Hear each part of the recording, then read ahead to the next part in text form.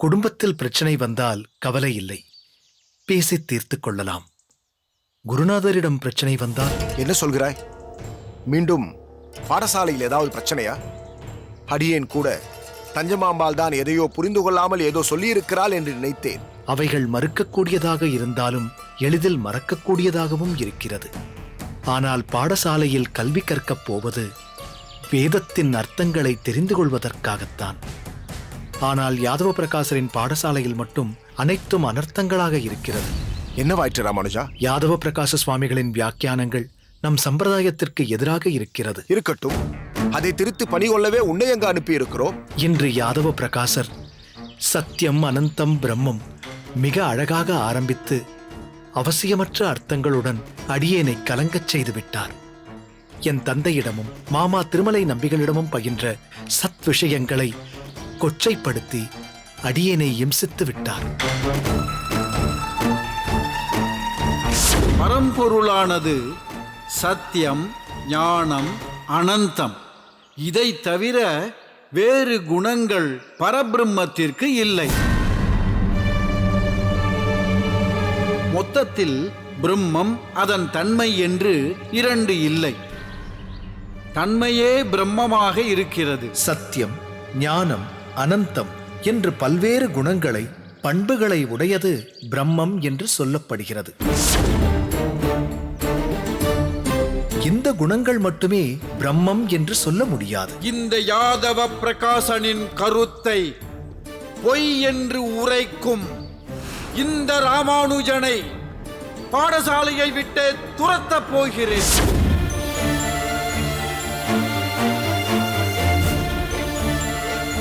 பேரொருளாளா, இது என்ன ராமானுஜா, இப்படி ஒரு விபரீத சோதனை? சாதிக்க அவர் பாடசாலைக்கு சென்றேன். அங்கு அவர் போதித்த விஷயங்களை மறக்க துணியும் நிலைக்கு தள்ளப்பட்டிருக்கிறேன். பாடசாலையில் தொடர்ந்து நடந்த வாக்குவாதங்களும் இறுதியாக காசி யாத்திரை சம்பவமும் அடியேன் பாடசாலையை புறக்கணிக்க வேண்டும்படி அடியேன் உள்ளம் நினைத்துவிட்டது.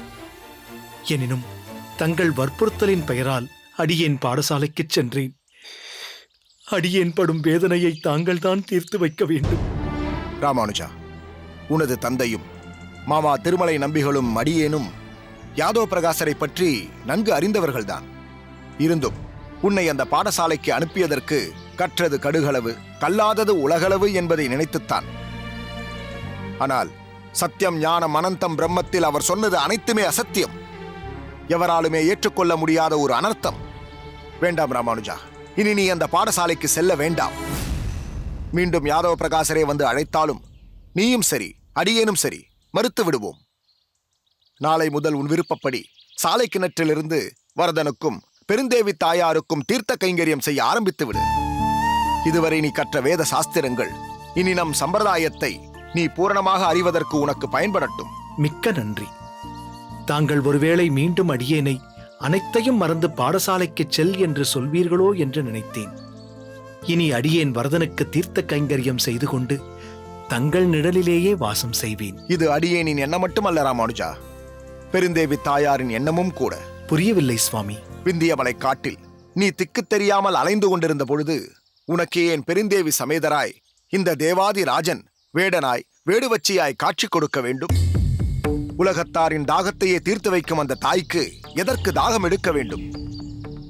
அந்த தாகத்தை தீர்க்க நீ ஏன் சாலை கிணற்றிலிருந்து நீர் இறைக்க வேண்டும்? அதற்கு காரணம், ராமானுஜா, நீ படித்தது போதும், இனி எனக்கு தீர்த்த கைங்கரியம் செய் என்று அந்த பெருந்தேவி தாயார் சொல்லாமல் சொல்லிவிட்டாள். எல்லாவற்றிற்கும் மேலாக மாமன் செய்யும் பணியை மருமகனும் செய்வான் என்பது வழக்கில் உள்ள மொழி.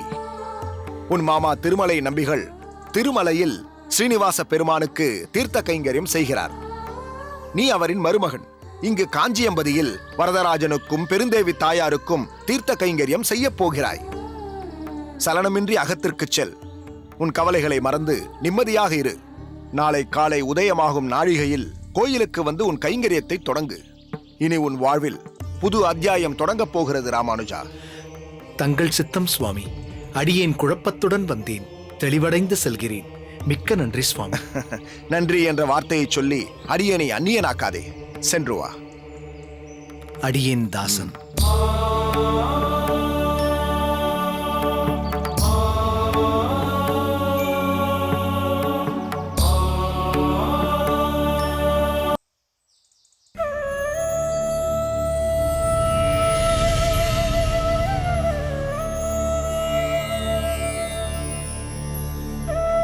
வந்தனம் சுவாமி. வந்தனம். உம்மைத்தான் எதிர்பார்த்து காத்துக் கொண்டிருந்தேன். சற்று தாமதமாகிவிட்டது, க்ஷமிக்கணும். பாதகமில்லை. இதோ எண்ணெய், அரப்புத்தூள் அனைத்தும் தயாராகவே இருக்கிறது. யாராவது அழுத்தி தேய்த்தால்தானே தேக உஷ்ணம் போகும். வாஸ்தவம்தான். நாமே நமக்கு தேய்த்துக் கொள்வது அவ்வளவு ஸ்லாக்கியம் இல்லைதான். முதலில் எண்ணெயை வைத்து விடுகிறேன், சிறிது நேரம் ஊறட்டும். சற்று பொறுங்கள். முகமெல்லாம் ஒரே வாட்டமாக இருக்கிறதே, உடல் சுகமில்லையா? உடல் சுகமாகத்தான் இருக்கிறது. ஆனால் தங்களிடம் மறைப்பதற்கில்லை. நேற்று இரவு அன்னம் புசிக்கவில்லை. அதனால்தான் இந்த சோர்வு. ஏன் நேற்றிரவு அன்னம் புசிக்கவில்லை? பசி எடுக்கவில்லையா? பசியெல்லாம் எடுத்தது, ஆனால் புசிக்க அன்னம்தான் அகத்தில் இல்லை. ஏதோ வைஷ்ணவர்களுக்கு எண்ணெய் தேய்த்து விடும் சேவை செய்து அடியனின் வாழ்க்கையை ஓட்டிக் கொண்டிருக்கிறேன். நித்தியப்படி சேவை கிடைத்தால் அன்னமும் கிடைக்கும். நேற்று சேவையும் கிடைக்கவில்லை, அன்னமும் புசிக்கவில்லை. ஏதோ வரதனின் கருணை, இன்று நீங்கள் அழைத்து விட்டீர்கள். சேவையை முடித்துவிட்டு அன்னத்தை ஸ்வீகரிக்கிறேன். இல்லை, பசியோடு நீர் செய்யும் சேவையை அடியேனால் ஏற்றுக்கொள்ள முடியாது. முதலில் பசியாரும், பிறகு எண்ணெய் தேய்க்கலாம். இல்லை, இருக்கட்டும். சேவையை முடித்து விடுகிறேன். மறுக்கக்கூடாது. இப்படி உட்காரும், வந்து விடுகிறேன். சரி.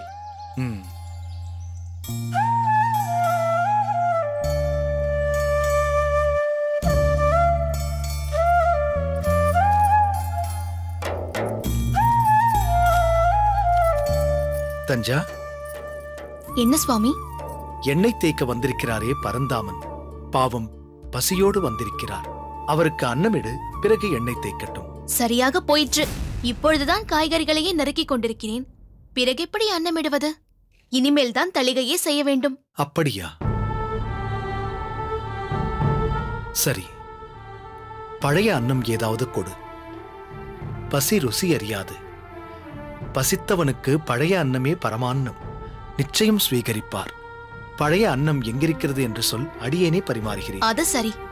மீந்து போகும் அளவிற்கா நம் மகத்தில் தளிகை செய்கிறோம்?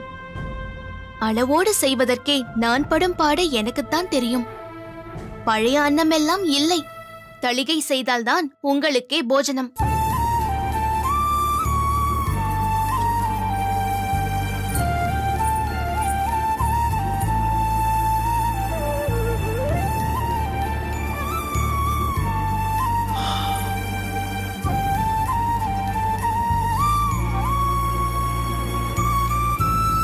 சுவாமி, ஆ? அடியேனை க்ஷமிக்க வேண்டும். தளிகை இன்னும் ஆகவில்லை, பழைய அன்னமும் இல்லை. பாவம், உம் பசியை உடனே அடியேனால் போக்க முடியவில்லை. எண்ணெய் தேய்த்துவிட்டு சிறிது நேரம் கழித்து வாரும். அதற்குள் அன்னம் தயாராகிவிடும். இருக்கட்டும் சுவாமி. இல்லாத ஒன்றை கேட்டு உம்மை அடியேன் தர்ம சங்கடத்தில் ஆழ்த்து விட்டேன். நீர்தான் எம்மை க்ஷமிக்க வேண்டும். பக்கத்து வீதியில் உள்ள நாராயணன் அகத்தில் இந்நேரம் தளிகை தயாராகி இருக்கும். உங்களுக்கு சேவை செய்துவிட்டு அங்குதான் செல்கிறேன். அடியேன் அங்கேயே அன்னம் ஸ்வீகரித்துக் கொள்கிறேன். நீங்கள் இப்படி உட்காருங்கள்.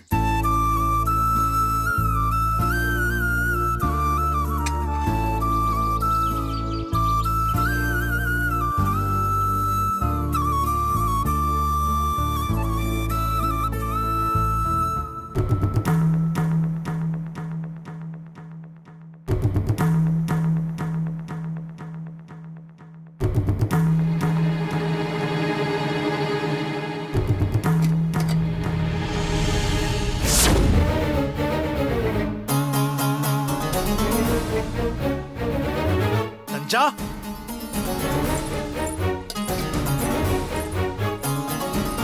இங்கேதானே இருக்கிறேன். அனுஷ்டானத்திற்கு ஜலம் கொண்டு வந்தேன். அனுஷ்டானத்தை நான் பார்த்துக் கொள்கிறேன். இது என்ன பாத்திரம்? அது தெரிகிறது. இதனுள் என்ன இருக்கிறது? பதில் சொல். பாத்திரத்திற்குள் என்ன இருக்கிறது? நேற்றைய தினம் தளிகை செய்த பழைய அன்னம் இருக்கிறது. இதைத்தானே சிறிது நேரத்திற்கு முன்பு அந்த ஸ்ரீ வைஷ்ணவரிடம் கொடுக்க இருக்கிறதா என்று கேட்டேன். மௌனமாக இருந்தால் என்ன அர்த்தம்? பாவம் அந்த பரந்தாமன் பசிக்கிறது என்று வாய்விட்டே சொன்னார். இதை அளித்திருந்தால் வயிறும் நிறைந்து மனமும் நிறைந்து உன்னை வாழ்த்தியும் சென்றிருப்பார். இதுவரை வாங்கிய வாழ்த்தொலிகளே எனக்கு போதும். நில் தஞ்சா.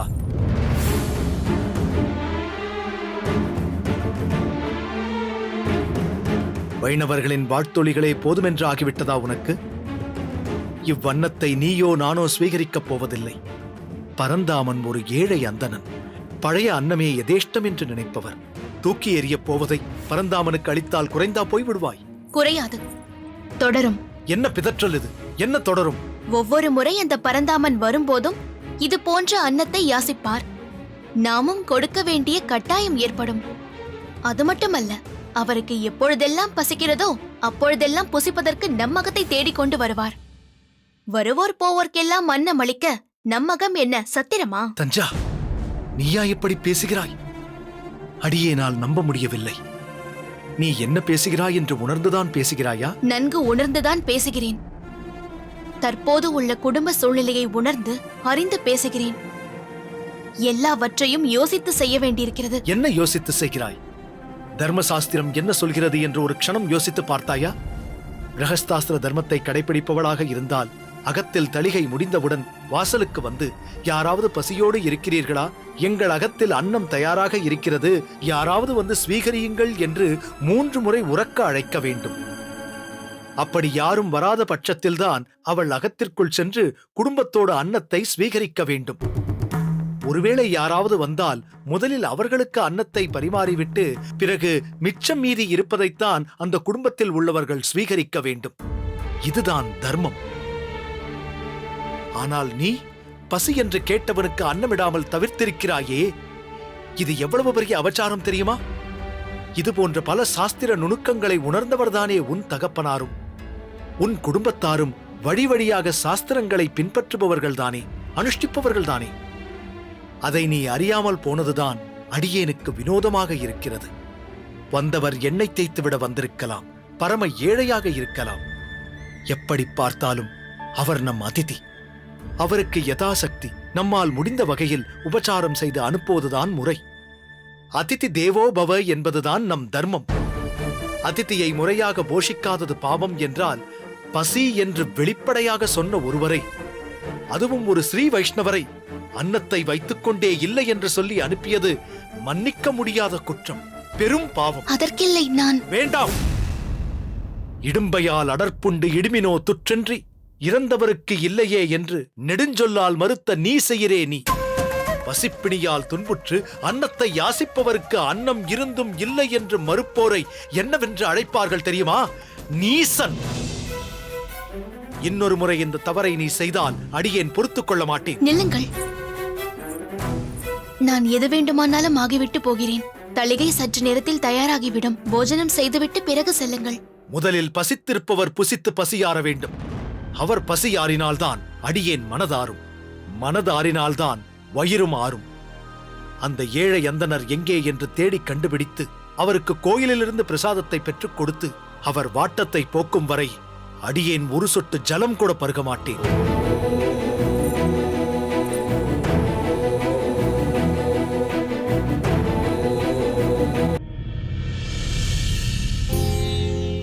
ஓயும் மூப்பும் பிறப்பு இறப்பு பிணி வீயுமாறு செய்வான் திருவேங்கடத்து ஆயன். நாள் மலராம் அடித்தாமரை வாயுள்ளும் மனத்துள்ளும் வைப்பார்கட்கே. திருவேங்கடத்து தலைவனின் திருவடித் தாமரையை வாயினாலும் மனத்தாலும் சிந்திப்போருக்கு முதுமை, பிறப்பு, இறப்பு, நோய் அழியுமாறு செய்வான் என்கிறது இந்த பாசுரம். அடியேன் தாசன்.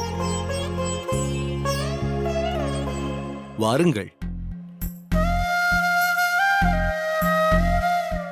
தண்டம் சமர்ப்பிக்கிறேன். என்றென்றும் பகவத் சேவையில் திளைத்திருப்பாயாக. எழுந்திரு. சுவாமி, அடியேனை அடையாளம் தெரிகிறதா? எங்கோ பார்த்த ஞாபகம். அடியேன் வரதன் கோவில் பட்டர். தாங்கள் காஞ்சிக்கு எழுந்தருளிய போது சன்னதியில் என்னை பார்த்திருப்பீர்கள். ஓ, காஞ்சி பட்டரா? நினைவுக்கு வந்துவிட்டது. நலமாயிருக்கிறீரா? வரதன் அருளால் குறை ஒன்றும் இல்லை சுவாமி. என்ன, அரங்கனை சேவிக்க வந்தீரோ? அரங்கனை மட்டுமல்ல, ஆச்சாரியரையும் சேவிக்க வந்தேன். அரங்கனை இனிமேல் தான் சேவிக்க வேண்டும். சரி, காஞ்சி எப்படி இருக்கிறது? பேரருளாளனும் பெருந்தேவி தாயாரும் இருக்கும் வரை காஞ்சிக்கு குறையது. உண்மைதான். திருக்கச்சி நம்பி எப்படி இருக்கிறான்? உங்கள் நினைவுதான் சுவாமி. அல்லும் பகலும் வரதன் தொண்டு இருந்தாலும் தங்களை ஒருமுறையாவது இங்கு வந்து காண வேண்டும் என்று ஏங்குகிறார். திருக்கச்சி நம்பிகளுக்கு அதுதான் எப்பொழுதுமே எண்ணம். ஆனால் பாவம், வரதனை விட்டு வர மனமில்லை. சீடர்களில் தனித்துவம் பெற்றவன் திருக்கச்சி நம்பி. பிறர் நலம் பேணியே வாழ்வை நடத்திக் கொண்டிருப்பவன். இடையில் தாங்கள் நோய்வாய்ப்பட்டு அவதிப்படுவதை கேட்டு மிகவும் நொந்து போய்விட்டார். அடியேனும் சொல்லுவேன், தங்களை ஒருமுறையாவது திருவரங்கம் சென்று சேவித்துவிட்டு வாருங்கள் என்று. ஆனால் ஆச்சாரியார் அதை விரும்ப மாட்டார் என்று திருக்கச்சி சொல்லுவார். திருக்கச்சியின் சீடன் ராமானுஜன் எப்படி இருக்கிறான்? திருக்கச்சி அடியேனை வந்து பார்ப்பதை விட ராமானுஜனை நன்றாக பார்த்து கொண்டாலே போதும். திருக்கச்சி நம்பிகள் இருக்கும்போது ராமானுஜனுக்கு என்ன குறை? அவர் கண்காணிப்பில்தான் ராமானுஜர் இயங்குகிறார். ராமானுஜரின் தந்தை பரமபதம் அடைந்த பிறகு திருக்கச்சி நம்பி சுவாமிகளின் அறிவுரைப்படிதான் ராமானுஜர் நடந்து கொள்கிறார். கேள்விப்பட்டேன். ராமானுஜனை யாதவ பிரகாசர் பாடசாலையில் சேர்த்து விட்டதே திருக்கச்சி நம்பிதானே? அங்குதானே ராமானுஜன் கல்வியை தொடர்கிறான். அதெல்லாம் முன்பு சுவாமி. இப்போது ராமானுஜரின் படிப்பு முடிந்துவிட்டது. இல்லை இல்லை, முறிந்துவிட்டது என்றே சொல்லலாம். சற்று விளக்கமாக கூறும். யாதவ பிரகாசரிடம் தர்க்கம். ராமானுஜரை பொறுத்த மட்டில் வேதத்தை, வேதத்தின் உட்பொருளை தவறாகச் சொன்னால் பழிச்சென்று திருத்தி விடுவார். யாதவ பிரகாசர் பெரிய கல்விமான் தான். ஆனாலும் ராமானுஜர் விஷயத்தில் தவறாகவே அர்த்தம் சொல்வார். அடிக்கடி இருவரும் வாதிப்பார்களாம். தற்போது அனந்தம் பிரம்மம் ஸ்லோகம் பற்றி வாதம். யாதவ பிரகாசர் தெரியாமல் சொல்கிறாரா அல்லது வேண்டுமென்றே ராமானுஜரின் கோபத்தை கிளறும்படி சொல்கிறாரா என்றே தெரியவில்லை. மொத்தத்தில் இப்போது நிரந்தரமாக பாடசாலையிலிருந்து வெளியே வந்துவிட்டார் ராமானுஜர். அதன் பிறகு? ஆம் சுவாமி, இப்போது வரதன் கோயிலில் ராமானுஜர் தான் தீர்த்த கைங்கரியம். திருக்கச்சி நம்பி சுவாமிகள் தான் ஏற்பாடு செய்தார். பட்டரே, நல்ல செய்தி சொன்னீர்கள். உமது செய்தி என் செவியில் தேனாய் பாய்கிறது. ராமானுஜன் வாழ்க்கையில் ஏற்பட்ட இந்த திருப்பத்தால் நிச்சயம் நன்மையே பிறக்கும் என்பது அடியேனின் நம்பிக்கை. சரி சுவாமி, அடியேன் உத்தரவு வாங்கிக் கொள்கிறேன். சரி, பெருமாளை சேவித்துவிட்டு வரும்போது மடத்தில் அமுது செய்துவிட்டு செல்லுங்கள். அப்படியே ஆகட்டும் சுவாமி. வந்தனம். வாருங்கள் சுவாமி. காஞ்சி பட்டர் ராமானுஜனின் படிப்பு முடிந்துவிட்டது என்றதும் தங்களுக்கு அப்படி என்ன சந்தோஷம்? அது உனக்கு புரியாது. சரி, நீ பெரிய நம்பியை பார்த்து உடனடியாக அடியேன் மடத்திற்கு அழைத்ததாக வரச் சொல். உத்தரவு சுவாமி.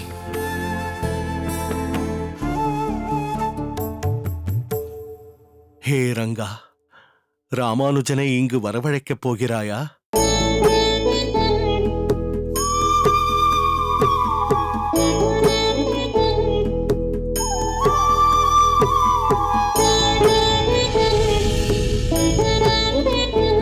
இடையில் பண்ணையை பராமரிப்பதற்கான ஒரு குறிப்பிட்ட தொகையை பூபதியிடம் கொடுத்துவிட்டு செல்கிறேன்.